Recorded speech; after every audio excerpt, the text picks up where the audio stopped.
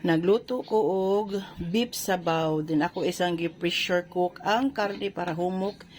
Ini luto na to. Din ako na siyang ibalhin sa cazerola. Ang atong mga pasagol sa to ang kanang simple lang nga beef soup or nilagang beef or baka. Natay spring onion, naatay sibuyas, naatay luya, kamatis, bell pepper, naatay beans, snake beans, naatay cabbage, and then naatay bok choy. Mura na siya ito ang sagol sa ito ang pa-beef soup of the day. Simple na siya with, of course, beef cubes. Nalata na ito ang pabaka, dara. Nag-add ako og cubes pero wala ko na videohay pero na siya beef cubes. Nala siya lata na ito ang beef. Ato nang i-add ang ato ang sibuyas, luya, kanang silispada, kamatis.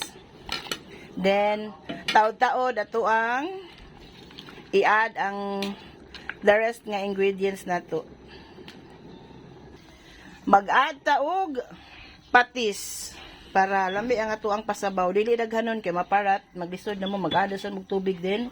Mabati ang timpla sa inyuhang panilatan. Then mag-add ta sa tuang snake beans or string beans. In Bisaya kanang batong. Then ikalata ato sa diad ang ubang kagulay. Nalata na ito ang pabins, tarawa itong sabaw, o gwapa na kayo. Wala siya yung mga blood impurities. Impurities? Charot, dara. Kaya akong gisaan ang sabaw, gikan sa pressure cooker. Ato yan, ang atuang sibuyas dahunan. And then, ang atuang papichay and pa-cabbage. Atuang cabbage, dara. Magluto gali mo no, unsa gani ang barato nga gulay, mao na yung daghan ni sagol. Kay kung once barato ang gulay, makapatuyang ka og sagol kay mao man siya barato, ayo sagol og mga mahal. Pareha aning cabbage o 25 rang kilo, nya pichay 30, udi. Aw kaning bok choy, di ba goods na kayo atong sabaw. Nara, taud-taod naluto na nato ang pa nilatan everyone.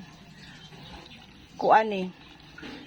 Beef soup nga dili mo buwa. Sabaw. Tadang, ato igbuka na luto na ni. Update you later everyone. Tadang, lataan na to ang fabidges everyone.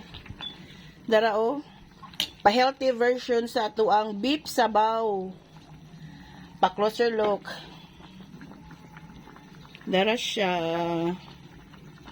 Diba? Yummy yummy and healthy.